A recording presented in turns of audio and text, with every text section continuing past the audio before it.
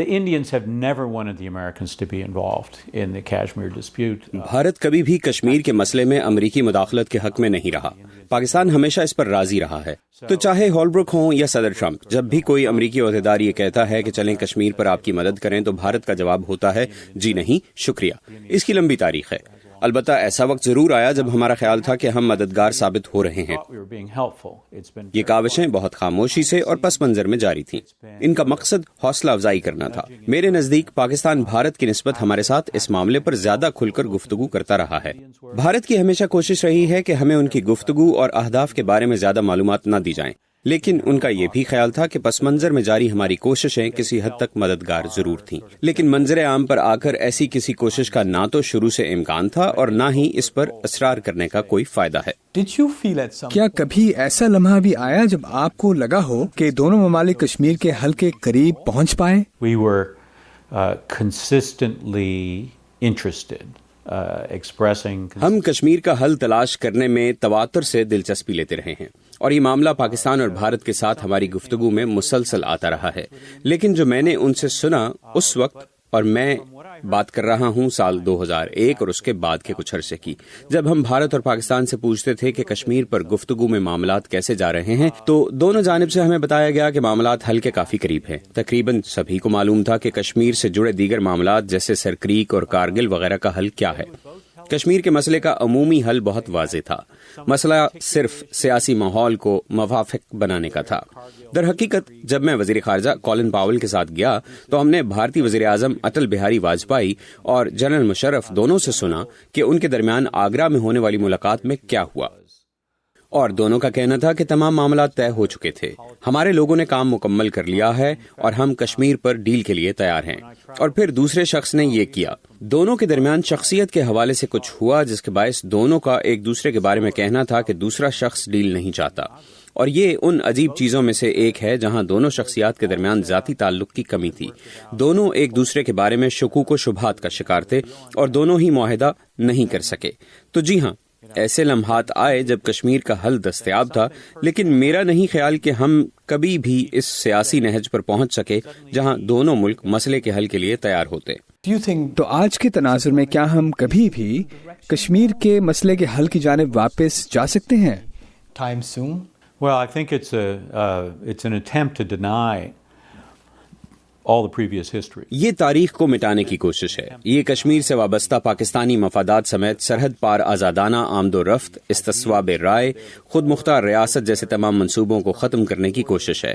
اس اعتبار سے اس اقدام کا مقصد ان تمام تاریخی منصوبوں کی نفی کرنا ہے اور اس کی جگہ یہ باور کرانا ہے کہ کشمیر بھارت کا حصہ ہے. کیا یہ مقاصد حاصل ہو سکیں گے یا نہیں، ایک الگ بات ہے. میرے خیال میں یہ ایک بدترین اقدام ہے. بھارتی کشمیر میں آج جو ہو رہا ہے، اس سے بھارت کے انسانی حقوق کے ریکارڈ کے بارے میں کیا پتہ چلتا ہے؟ کیا کہیں گے آپ؟ It sounds like the place is on total lockdown. That there's no, it's basically under martial law. Kashmir میں در حقیقت مارشل لا لگایا جا چکا ہے اور وہاں اس وقت انسانی حقوق سے مبرہ اقدامات اٹھائے گئے ہیں. بھارت نے ہمیشہ کشمیر میں ہونے والے پرتشدد واقعات اور فسادات کا ذمہ دار پاکستان کو ٹھہرایا ہے، اور یہ وہ لمحہ ہے جب وہ مزید ایسا نہیں کر سکتے. وہ مزید ایسا نہیں کر سکیں گے. یقیناً پاکستان سے کشمیر میں کئی سالوں تک دراندازی ہوتی رہی ہے اور بسا اوقات پاکستان کی حکومت نے ان اقدامات کو قومی پالیسی کے طور پر استعمال بھی کیا ہے. لیکن آج حقیقت یہ ہے کہ بھارت نے کشمیر پر اپنی حکمرانی قائم کر لی ہے اور نتیجتاً جو بھی پرتشدد کارروائیاں ہوں گی وہ بھارت کا مسئلہ ہے اور بھارت کی غلطی کے باعث ہوگا. تو واشنگٹن کی اگر بات کریں تو آپ کو لگتا ہے کہ امریکی انتظامیہ کے لیے اس صورتحال کے پیش نظر پاکستان اور بھارت کے ساتھ تعلقات میں توازن قائم رکھنا مشکل ہوگا؟ The US view of Pakistan has become more and more and more one issue.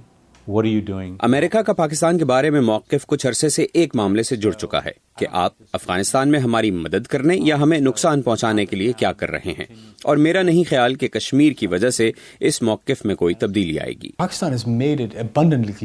Pakistan نے حال ہی میں یہ واضح طور پر کہا ہے کہ وہ افغانستان میں امن کو بھارت کے ساتھ مشرقی سرحد پر محاذ آرائی میں کمی سے مشروط سمجھتے ہیں. کیا آپ سمجھتے ہیں کہ کشمیر کی موجودہ صورتحال افغان امن عمل پر اثر انداز ہو سکتی ہے؟ I think there's a possibility. I wouldn't see it as quite so direct. میرے خیال میں یہ ممکن تو ہے، لیکن میرا نہیں خیال یہ معاملہ اتنا سیدھا ہے۔ ہم نے پاکستان سے ہمیشہ کہا ہے کہ آپ کو سیکیورٹی صورتحال سے نمٹنے کی ضرورت ہے، دہشت گردی سے نبرد آزما ہونے کی ضرورت ہے، مشرقی سرحد پر معاملات کو حل کرنے کی ضرورت ہے، دہشت گردوں کی سرحد کے آر پار حرکت کو روکیں جو پاکستانی شہروں اور افغانستان میں حملے کرتے ہیں۔ اور ان کا جواب ہوتا تھا، جی ہاں آپ ٹھیک کہہ رہے ہیں، ہمیں معلوم ہے کہ ہمیں دہشت گردی سے نمٹنے کی ضرورت ہے، لیکن ہمیں روایتی جنگ کا خطرہ بھی درپیش ہے، جوہری جنگ کا خطرہ مشرقی سرحد سے۔ آپ کو بھارت سے تعلقات میں بہتری کے لیے ہماری مدد کرنا ہوگی، لیکن ہم کبھی بھی اس بارے میں زیادہ کچھ کرنے کی پوزیشن میں نہیں رہے۔ ہم نے دونوں ملکوں سے گفتگو ضرور جاری رکھی۔ اگر میں پاکستانی کے طور پر دیکھوں تو کشمیر کی موجودہ صورتحال کو دیکھتے ہوئے میں اپنے ہاتھ کھینچ لوں تاکہ بھارت اور پوری دنیا کو دکھا سکوں کہ کشمیر کو تشدد پر کون اکسا رہا ہے۔ کیا حالات دوبارہ کشمیر کے پرامن حل کی جانب جا سکتے ہیں؟ No. جی نہیں، اور اس کی وجہ بھارتی اقدامات ہیں۔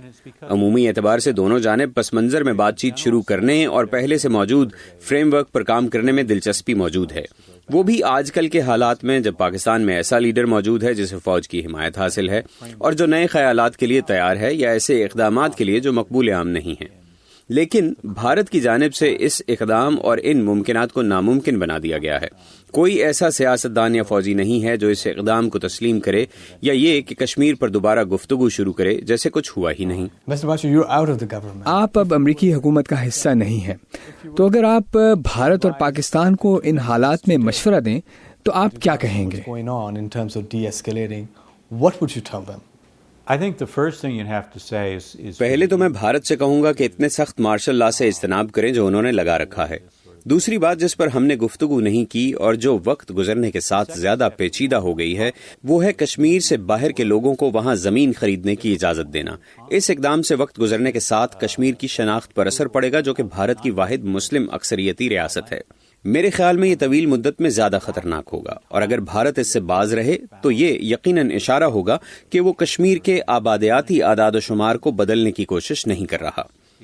پاکستان کے بارے میں جیسا کہ میں نے کہا کہ بجائے اس کے کہ وہ عسکری تنظیموں کی پشت پناہی کرے کہ وہ کشمیر میں پرتشدد کارروائیاں کریں، ایسا کرنے سے اجتناب کرنا ہوگا اور بھارت سے کہنا چاہیے کہ یہ اب آپ کا مسئلہ ہے، ہمارا وہاں ہونے والے پرتشدد واقعات سے کوئی لینا دینا نہیں۔